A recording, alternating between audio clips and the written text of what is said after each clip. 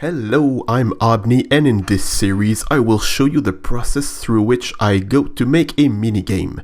The game that I'll be making consists of multiple minigames all at once, so it is a great opportunity to showcase different types of games that you can make, the problems to avoid when making them, and tricks I've come up with over time to make them more enjoyable.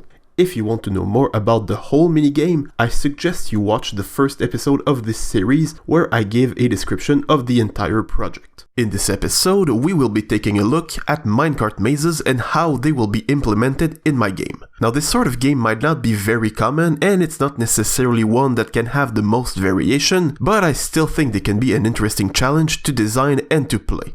The idea behind this game is to switch some rails around to create a path that will send a minecart to its goal. Let's take a look at what you can do to make such a game and how to personalize it. The first thing you must work with when designing a minecart maze is the mechanics that will be used in the game. The most obvious and versatile one is to use detector rails to interact with the minecart. They can be used, for example, as objectives that the player needs to activate or as obstacles that they need to avoid. As objectives, they could need to be activated in a given sequence in order to win. They could also be used to open specific goals or switch some intersections. But detector rails are not the only way to interact with a minecart. Regular minecarts can, for example, pick up mobs, and hopper minecarts can pick up items and drop them in hoppers. These mechanics could be used, for example, to make the player plan a path for the minecart to pick up a certain item and deliver it somewhere else. Or a certain path could only open up if the minecart contains enough items or less than a certain amount. Another thing you can work with are the player's inputs. You could use buttons instead of levers to switch intersections around, adding a timing element to the challenges of the game.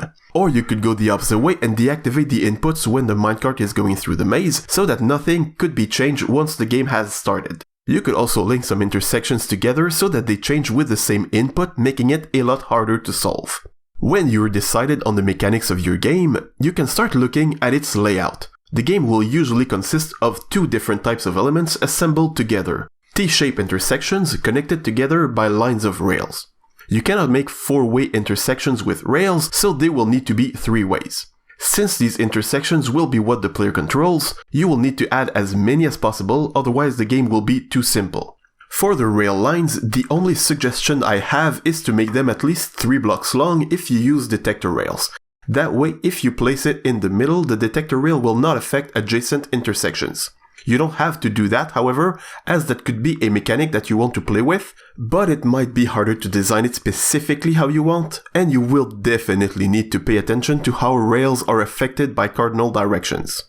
Lastly, you must make sure to place enough powered rails so that your minecart does not stop inside the maze. For that, I suggest you place powered rails in each segment, or at least make sure that there are no possible loops that contain no power rails. In the Siege Simulator, the minecart maze will be used by the defender to repair damages that the invader has inflicted to the castle. In terms of game mechanics, there are 4 different bonuses that the invader can gain by breaking the walls.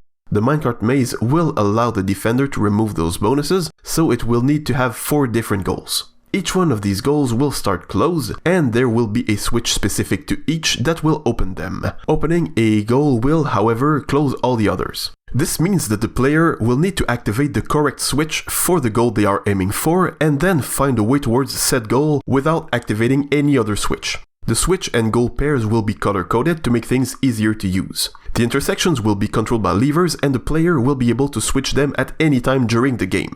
They will not need to switch the levers while the minecart is rolling around the track, but they will still be able to.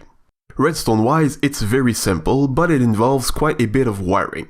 The output will be read from those 4 redstone blocks. When one of them is pushed towards the middle, it opens the way towards one of the goals. So first we need a circuit to reset everything back into place.